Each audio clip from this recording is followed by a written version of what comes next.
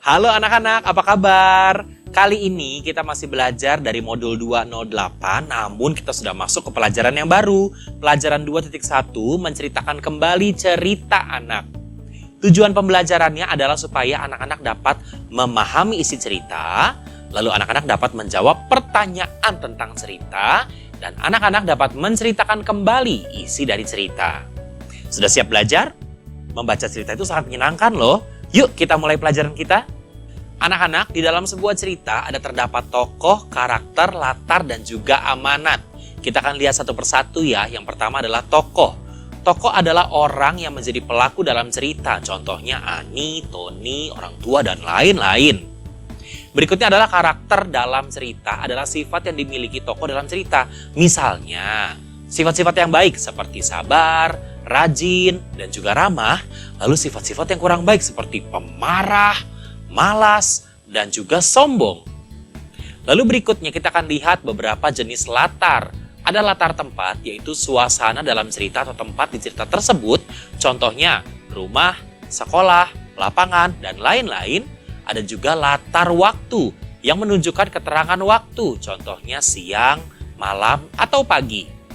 Berikutnya amanat. Amanat dalam cerita adalah pesan yang terkandung dalam cerita. Contohnya, tidak boleh merusak fasilitas umum.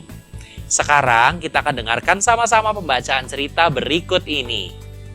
Cerita ini berjudul Andi Anak yang Ceroboh. Andi adalah anak murid sekolah dasar.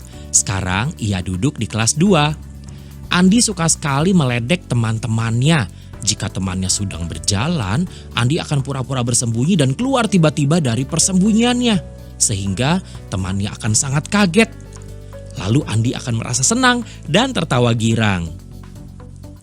Tara dan Maria mengingatkan Andi bahwa mengagetkan orang itu tidak baik. Suatu hari, Andi mencoba mengagetkan Maria. Andi bersembunyi di bawah meja dan bersiap-siap. Langkah kaki terdengar mendekat dan makin dekat saja. Andi langsung melompat. Dan Pak Ahmad terkejut sekali hingga mukanya sangat merah. Andi kena batunya kali ini. Ternyata Maria berjalan di belakang Pak Ahmad. Pak Ahmad marah dan memanggil Andi ke ruangannya. Andi dinasihati dan mendapatkan hukuman. Hukumannya adalah membersihkan ruangan kelas selama 1 minggu. Andi sangat menyesali perbuatannya dan berjanji tidak akan mengulanginya kembali. Nah, dari bacaan tadi anak-anak kita dapat mengambil kesimpulan. Yang pertama adalah judul Andi Anak yang Ceroboh. Lalu apa saja tokohnya? Tokohnya ada Andi, Tara, Maria, dan Pak Ahmad. Berikutnya latar di sekolah dan ruangan kelas. Lalu amanat, jangan berbuat tidak baik karena bisa kena batunya. Mari kita menceritakan kembali cerita yang tadi sudah kita baca. Andi Anak yang Ceroboh. Andi adalah murid kelas 2 sekolah dasar. Andi suka meledek teman-temannya. Andi dinasihati oleh Pak Ahmad. Andi mendapatkan hukuman dan Andi menyesali perbuatannya. Anak-anak, ada beberapa kosakata yang kita pelajari kali ini. Yang pertama adalah sabar, artinya tidak tergesa-gesa. Berikutnya rajin, artinya suka bekerja.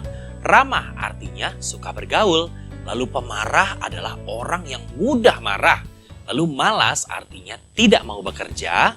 Sombong, artinya tidak rendah hati atau congkak. Dan ceroboh, yang artinya tidak dipikirkan baik-baik.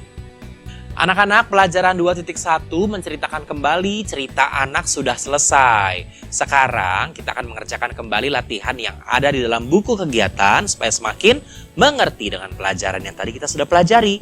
Sampai bertemu di pelajaran berikutnya ya.